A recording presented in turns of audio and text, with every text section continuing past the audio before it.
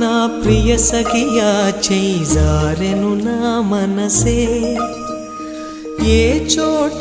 అది జారినదో ఆ జాడే మరిచితినే